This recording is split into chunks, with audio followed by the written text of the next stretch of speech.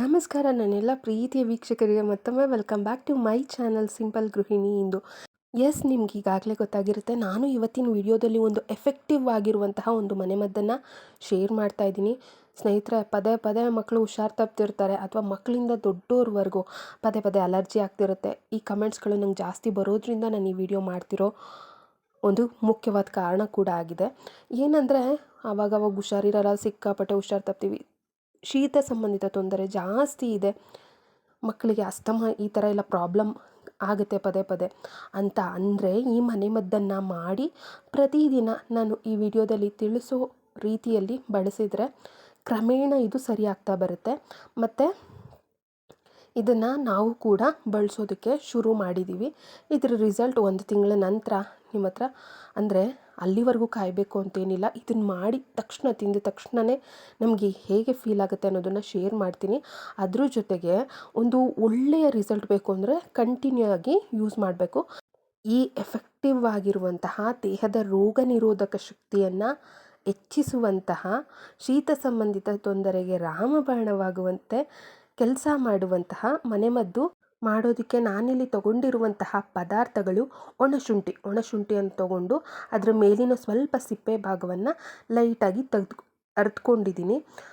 ತದನಂತರ ಇಲ್ಲಿ ಮೆಣಸಿನಕಾಳು ಮತ್ತು ಲವಂಗನ ತೊಗೊಂಡಿದ್ದೀನಿ. ಇಲ್ಲಿ ಸ್ವಲ್ಪ ನಾನು ಈ ಒಂದು ಮನೆಮದ್ದನ್ನು ತಯಾರಿಸೋದಕ್ಕೆ ಅಲ್ಲೆಲ್ಲ ಜೋಡಿಸಿಟ್ಟಿದ್ದೆ, ನನ್ನ ಮಗು ಬಂದು ಮೆಸಪ್ ಮಾಡಿದ್ದು. ಇದನ್ನೆಲ್ಲ ನಾನು ಏನು ಮಾಡಿದೆ ಅಂದರೆ, ಒಂದು ಒಣಶುಂಠಿಯನ್ನು ಮಾತ್ರ ಸ್ವಲ್ಪ ಕುಟ್ಕೊಂಡೆ. ಮಿಕ್ಸರಲ್ಲಿ ಡೈರೆಕ್ಟಾಗಿ ಹಾಕಿದರೆ ನುಣ್ಣಕ್ಕಾಗಲ್ಲ, ಅದಕ್ಕೋಸ್ಕರ ಕುಟ್ಟಿ ಒಣಶುಂಠಿ, ಲವಂಗ, ಒಂದು ಸ್ವಲ್ಪ ಮೆಣಸು ಕಾಳುಗಳು, ಇದಿಷ್ಟನ್ನು ಒಂದು ಮಿಕ್ಸರ್ ಜಾರಿಗೆ ಹಾಕಿ ಪೌಡರ್ ಮಾಡ್ಕೊಂಡಿದ್ದೀನಿ ನುಣ್ಣಕ್ಕೆ. ಇಲ್ಲಿ ಒಂದು ಪಾತ್ರೆಯಲ್ಲಿ ಒಂದು ಸ್ವಲ್ಪ ಬೆಲ್ಲನ ತೊಗೊಂಡು ಕಾಯೋದಕ್ಕಿಟ್ಟು ಚೂರು 1-2 ಸ್ಪೂನ್ ಆಗುವಷ್ಟು ಮಾತ್ರ ನೀರನ್ನು ಹಾಕ್ಕೊಂಡಿದ್ದೀನಿ.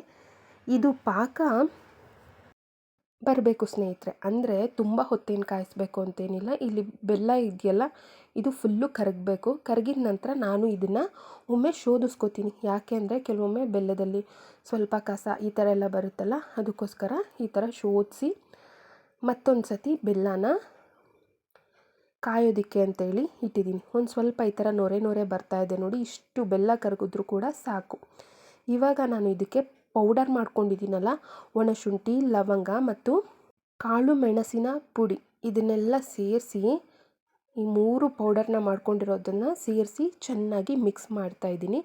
ಇದನ್ನು 1-2 ನಿಮಿಷಗಳ ಕಾಲ ನಾನು ತೋರಿಸ್ತೀನಿ ನೋಡಿ, ಆ ಕನ್ಸಿಸ್ಟೆನ್ಸಿ ಬರೋವರೆಗೂ ಚೆನ್ನಾಗಿ ಬೇಯಿಸ್ಕೊಬೇಕು. ಈ ಥರ ಕೈ ಆಡ್ತಾ ಇರಬೇಕು, ಚೆನ್ನಾಗಿ ಮಿಕ್ಸ್ ಆಗೋ ಹಾಗೆ. ಸ್ನೇಹಿತರೆ, ಇದು ತುಂಬ ಒಳ್ಳೆ ರಿಸಲ್ಟ್ ಕೊಡುತ್ತೆ. ನಾನಂತೂ ಪ್ರತಿದಿನ ಇದನ್ನು ಸೇವಿಸೋದಕ್ಕೆ ಶುರು ಮಾಡಿದ್ದೀನಿ. ಸೊ ನಿಮ್ಮ ಮೈಗೇನಾದ್ರು ತುಂಬ ಪದೇ ಪದೇ ಶೀತ ಆಗುತ್ತೆ, ಶೀತ ಸಂಬಂಧಿತ ತೊಂದರೆ ಇದೆ ಅಂದರೆ ಈ ಮನೆಮದ್ದನ್ನು ಮಾಡಿ ಬಳಸಿ. ಅದ್ರ ಜೊತೆಗೆ ಏನೇನು ಪ್ರಿಕಾಷನ್ಸ್ನ ತೊಗೋಬೇಕು ಅಂತ ಕೂಡ ಇವತ್ತಿನ ವಿಡಿಯೋದಲ್ಲಿ ತಿಳಿಸ್ಕೊಡ್ತೀನಿ. ಸೊ ವಿಡಿಯೋನ ಸ್ಕಿಪ್ ಮಾಡದೆ ಕೊನೆ ತನಕ ನೋಡಿ.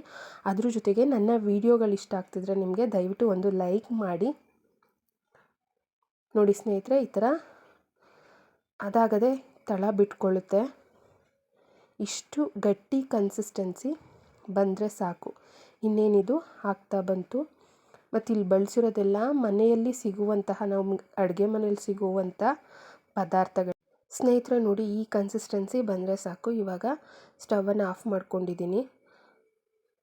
ಫ್ರೆಂಡ್ಸ್ ನೋಡಿ, ಇಲ್ಲಿ ಇದು ಈ ಥರ ಆಗಿದೆ, ಬಿಸಿ ಇದೆ ಇನ್ನೂ ಸ್ವಲ್ಪ. ನಾನಿವಾಗ ಏನು ಮಾಡ್ತೀನಿ ಅಂದರೆ, ನೋಡಿ ಗಟ್ಟಿ ಆಗಿದೆ, ಸ್ವಲ್ಪನೇ ತಗೊತೀನಿ ನೋಡಿ. ಸ್ವಲ್ಪನೇ ತೊಗೊಂಡು ಏನು ಮಾಡ್ತೀನಿ, ಇದನ್ನು ಈ ಥರ ಸ್ಮಾಲಾಗಿ ಚಿಕ್ಕದಾಗಿ ಸಾಕು. ಈ ಗಾತ್ರ ಇದ್ದರೆ ಸಾಕು ನೋಡಿ, ಇಷ್ಟಿದ್ರೆ ಸಾಕು.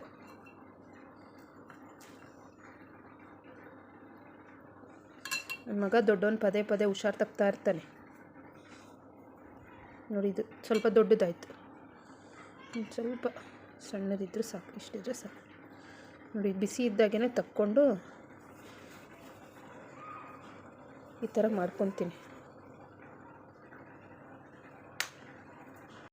ಸ್ವಲ್ಪ ಬಿಸಿ ಬಿಸಿ ಬೆಚ್ಚಗಿದ್ದಾಗೇ ಇದನ್ನು ಈ ಥರ ಬಿಡಿಸ್ಕೊಂಡು ಉಂಡೆ ಕಟ್ಕೋಬೇಕು ಸ್ನೇಹಿತರೆ. ಗಾತ್ರ ನೋಡ್ಕೊಂಡು ಕಟ್ಕೊಳ್ಳಿ. ನನಗೆ ಇಷ್ಟಿದ್ರೆ ಸಾಕು ನೋಡಿ, ಈ ಗಾತ್ರ ಇದ್ದರೆ ಸಾಕು. ದೊಡ್ಡವರಿಗಾದರೆ ಇದನ್ನು 3 ವರ್ಷ ಮೇಲ್ಪಟ್ಟಂಥ ಮಕ್ಳಿಗೆ ಕೊಡ್ಬೋದು ಚೀಪೋದಕ್ಕೆ. ಸೊ ಏನೂ ತೊಂದರೆ ಏನಿಲ್ಲ. ಆದರೆ ಮಕ್ಳಿಗೆ ಕೊಡ್ತೀರಂದರೆ ಗಾತ್ರ ಇನ್ನೂ ಸ್ವಲ್ಪ ಸಣ್ಣದಿರಲಿ. ಮತ್ತು ಇದು ಸ್ವಲ್ಪ ಈ ಸೈಜಲ್ಲಿ ಮಾಡ್ಕೊಂಡಿದ್ದೀನಿ. ಇವಾಗ ಒಂದನ್ನು ನನ್ನ ಮಗನಿಗೆ ಕೊಡ್ತೀನಿ. ನಾನು ತಿನ್ನೋಡ್ದೆ, ನನಗೆ ಎಫೆಕ್ಟ್ ಗೊತ್ತಾಗ್ತಾ ಇದೆ. ನನ್ನ ಮಗನ ಬಾಯಲ್ಲಿ ಕೇಳೋಣ. ಆ್ಯಕ್ಚುಲಿ ಸ್ವಲ್ಪ ಕಹಿ ಇದೆ ಕಂದ, ಸ್ವಲ್ಪ ಕಹಿ ಇದೆ. ಬಟ್ ಇದನ್ನು ಫುಲ್ಲು ನೀನು ಚೂಪಬೇಕು. ಇದನ್ನು ಬೇಕಿದ್ರೆ ನುಂಗಬಹುದು, ಆದರೆ ನುಂಗೋದಕ್ಕಿಂತ ನೀನು ಚೂಪು ಇದನ್ನು. ನಿಂಗೆ ಥ್ರೋಟೆಲ್ಲ ಒಂಥರ ಗಿಜಿ ಗಿಜಿ ಅಂತೆಲ್ಲ ಅಂತಿದ್ದೆ ಅಲ್ಲ ಬೆಳಗ್ಗೆಯಿಂದ. ಹಾಂ ಅಂತಿದ್ದಲ್ಲ. ಇವಾಗ ಇದನ್ನು ತಿನ್ಬಿಟ್ಟು ಫುಲ್ಲು ಚೂಪ್ಬಿಟ್ಟು ಹೆಂಗೆ ಅನಿಸುತ್ತೆ ಅಂತ ಹೇಳು. ಈಗ ನಾನು ಬಿಸಿ ಬಿಸಿ ಕಟ್ತಾಯಿದ್ದೀನಿ ಅವನಿಗೆ, ಆ ಥರ ಅವನಿಗೆ ಹೆಂಗಿದೆ ಏನು ಅಂತ. ಸ್ವಲ್ಪ ಕಸರೆ ಫೀಲ್ ಆಗುತ್ತೆ, ನಿಜವಾಗ್ಲೂ ಕಸರೆ ಇದೆ. ನಾನೇ ತಿನ್ನಲ್ಲ. ಒಂದು ತಿಂದ ಮೇಲೆ ಹೇಳು, ತಿಂದ ಮೇಲೆ. ತಿನ್ಬೇಕಾದ್ರೆ ಸ್ವಲ್ಪ ಕಸರೆನೇ ನಿನಗೆ. ಈ ಕೆಮ್ಮಿದ್ದಾಗ ಈ ಸ್ಟ್ರೆಪ್ಸಿಲ್ಸು ಅವು ಇವು ಚೂಪ್ಸೋದಕ್ಕಿಂತ ಮಕ್ಕಳಿಗೆ ಈ ಥರದ್ದು ಕೊಡಬೇಕು ಫ್ರೆಂಡ್ಸ್. ಕಸರೆ ಇದೆ ತಾನೇ? ಇಲ್ಲ, ನನಗೆ ಸ್ವಲ್ಪ ಕಸರೆ ಅನಿಸ್ತು. ಒಂಚೂರು ಲೈಟ್, ಫುಲ್ ಅಂತ ಏನಿಲ್ಲ, ಸ್ವಲ್ಪ ಲೈಟಾಗಿ. ಸುಮಾರು ದಿನಕ್ಕಾಗುತ್ತೆ. ಇದಿಷ್ಟನ್ನು ಮುಗಿಸ್ತೀನಿ ಪ್ರತಿದಿನ ಎವ್ರಿಡೇ. ಒಂದು ಏನು ಮಾಡಬೇಕು? ಇದನ್ನು ಪ್ಯಾಕ್ ಮಾಡಿಬಿಟ್ಟು ಮಿಕ್ಸ್ ಶೇಪ್ ಮಾಡಿಬಿಟ್ಟು ಮಿಕ್ಸಲ್ಲಿ ಕಾಸಿರ್ತೀನಿ. ಮಿಕ್ಸ್ ಶೇಪ್ ಮಾಡಿಬಿಟ್ಟು ಪ್ಯಾಕ್ ಮಾಡಬೇಕಾ? ನೋಡಿ, ಇದೆ ಬಿಸಿ ಬಿಸಿ ಇದ್ದಾಗೆ ಕಟ್ಕೋಬೇಕು. ಆದ್ಮೇಲೆ ಗಟ್ಟಿ ಆಗುತ್ತೆ. ಆವಾಗ ಸ್ವಲ್ಪನೇ ಬಿಸಿ ಮಾಡ್ಕೊಂಡು ಮತ್ತೆ ಸಾಫ್ಟ್ ಆಗುತ್ತೆ. ಅವಾಗ ಕಟ್ಕೊಬೇಕು. ಬಿಸಿ ಬಿಸಿನೇ ಮಾಡಿ ಫುಲ್ ಆಗಲಿ. ಹಾಗೆ ಕಾಲಲ್ವಾ?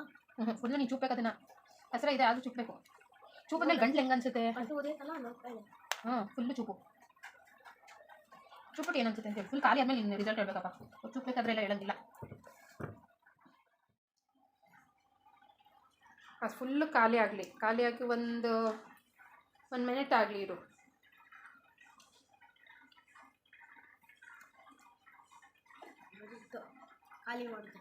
ಇವಾಗ ಹೆಂಗೆ ಅನಿಸುತ್ತೆ ಇರು, ನೀನೇ ಹೇಳು. ನನಗೆ ಎಫೆಕ್ಟ್ ಗೊತ್ತಾಗ್ತಾ ಇದೆ, ನಿಂಗೆ ಗೊತ್ತಾಗ್ತಿದ್ಯಾ ಅಂತ ನಾನು ವೆಯ್ಟ್ ಮಾಡ್ತಾ ಇರೋದು.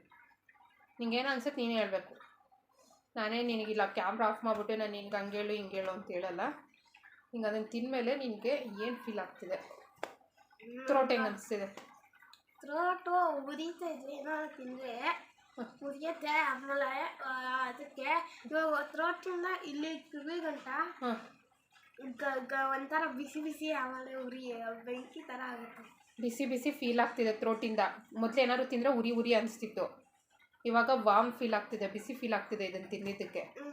ಆಮೇಲೆ ತುಂಗೆಲ್ಲ ಒಳ್ಳೆಯದು. ಆಮೇಲೆ ಕಿವಿಯೆಲ್ಲ ಕಿವಿಯೆಲ್ಲ ಬಿಸಿ ಅನಿಸ್ತಿದ್ಯಾ? ಶೀತ ಇದೆಯಲ್ಲ, ಶೀತ ಇದ್ದರೆ ಇದನ್ನು ತಿಂದರೆ ಸ್ವಲ್ಪ ವಾಮ್ ಫೀಲ್ ಕೊಡುತ್ತಿದ್ದು. ಒಳ್ಳೆಯದು ಶೀತದ ಮೈಯವ್ರಿಗೆ. ದಿನಕ್ಕೆ 2 ಅಷ್ಟೇ, ಬೆಳಗ್ಗೆ ಒಂದು ಸಂಜೆ ಒಂದು, ಜಾಸ್ತಿ ಬೇಡ, ಹೀಟ್ ಆಗುತ್ತೆ. ನಾನು ಇವಾಗ ಇನ್ನೊಂದು ತಿಂತೀನಿ ಸಾಕು. ದಿನಕ್ಕೆ 2 ತಿನ್ನಬೇಕು. ಕೆಮ್ಮೆ ಬರಲ್ಲ ನೋಡ್ಕೊ ನೀನು. ಇದು ಫಾಲೋ ಮಾಡು ಎವ್ರಿ ಡೇ. ನಾನು ಒಂದು ಬಾಟ್ಲಲ್ಲಿ ಹಾಕಿಟ್ಟಿರ್ತೀನಿ. ಸ್ಕೂಲಿಂದ ಬಂದು ಫ್ರೆಶ್ ಅಪ್ ಆಗ್ತಾ ಗೊತ್ತಾ, ಆವಾಗ ಒಂದು ಹಾಕೋ ಬಾಯಿಗೆ. ಫ್ರೆಶ್ ಅಪ್ ಆಗಿ ಒಂದು ಗ್ಲಾಸು ಬಿಸಿ ನೀರು ಕುಡಿದ್ಮೇಲೆ ಇದನ್ನು ಬಾಯಿಗೆ ಹಾಕ್ಕೋಬೇಕು, ಸರಿನಾ?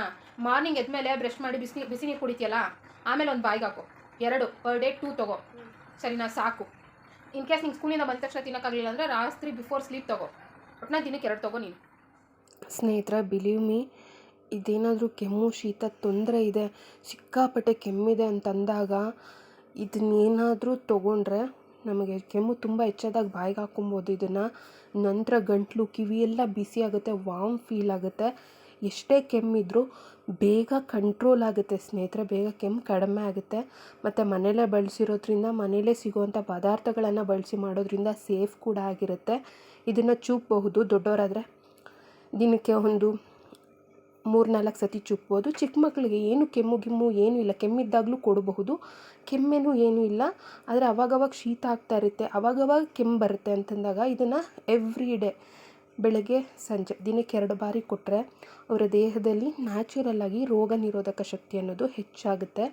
ಯಾಕಂದರೆ ಶೀತದ ಮೈ ಇದ್ದರೆ ಬಾಡಿ ಹೀಟ್ ಆಗೋದಕ್ಕೆ ಇದು ಹೆಲ್ಪ್ ಮಾಡುತ್ತೆ. ಗಂಟಲು ಕಿವಿ ಎಲ್ಲ ಒಂದು ರೀತಿ ಇದನ್ನು ತಿಂದಾಗ ನಿಮಗೆ ರಿಸಲ್ಟ್ ಅನ್ನೋದು ಗೊತ್ತಾಗುತ್ತೆ. ನೀವು ಇದನ್ನು ಟ್ರೈ ಮಾಡಿ ನಿಮಗೆ ರಿಸಲ್ಟ್ ಹೇಗೆ ಅನಿಸ್ತು ಇದನ್ನು ತಿಂದ ನಂತರ ಮಾಡಿದ ನಂತರ 1-2 ದಿನ ಕಂಟಿನ್ಯೂಸ್ ಆಗಿ ಯೂಸ್ ಮಾಡಿ. 3ನೇ ದಿನ ನಿಮಗೆ ಗೊತ್ತಾಗುತ್ತೆ ರಿಸಲ್ಟ್ ಏನು ಅಂತೇಳಿ. ನನಗಂತೂ ಸ್ವಲ್ಪ ಶೀತ ಸಂಬಂಧಿತ ತೊಂದರೆಗಳು ಜಾಸ್ತಿ ಈ ವಿಡಿಯೋದಲ್ಲಿ ಹೇಳಿದಾಗೆ. ಸೊ ನಾನು ಬಳಸ್ತಾ ಇದ್ದೀನಿ. ನನಗೆ ಆವಾಗವಾಗ ದಿನಕ್ಕೆ 3 ಸತಿ ಕೆಲವೊಮ್ಮೆ 4 ಸತಿನೂ ತಿಂತಾಯಿದ್ದೀನಿ. ಸೊ ಅಂದರೆ ಇದು ಸೇಫ್ ಒಂದು ಮನೆಮದ್ದು ಅಂತೇಳಿ. ಸೊ ಈ ವಿಡಿಯೋ ಇಷ್ಟ ಆದಲ್ಲಿ ಒಂದು ಲೈಕ್ ಮಾಡಿ. ಯಾರಿಗೆಲ್ಲ ಶೀತ ಸಂಬಂಧಿತ ತೊಂದರೆ ಇದೆ, ಸಿಕ್ಕಾಪಟ್ಟೆ ಕೆಮ್ಮಿದೆ ಅಂತ ಅವ್ರಿಗೆ ಶೇರ್ ಮಾಡಿ. ಮಕ್ಕಳಿದ್ದಾರೆ, ಪುಟ್ಟ ಮಕ್ಕಳು 3 ವರ್ಷ ಮೇಲ್ಪಟ್ಟವ್ರಿಗೆ ಆರಾಮಾಗಿ ಇದನ್ನು ಕೊಡಬಹುದು. ದೊಡ್ಡವರು ಕೂಡ ಬಳಸಬಹುದು. ಸೊ ಮುಂದಿನ ವಿಡಿಯೋದಲ್ಲಿ ಮತ್ತೆ ಬರ್ತೀನಿ. ಲೈಕ್ ಮಾಡಿ, ಶೇರ್ ಮಾಡಿ. ಮುಂದಿನ ವಿಡಿಯೋಗಳನ್ನು ನೋಡಲು ಚಾನಲನ್ನು ಸಬ್ಸ್ಕ್ರೈಬ್ ಮಾಡಿ. ಧನ್ಯವಾದಗಳು.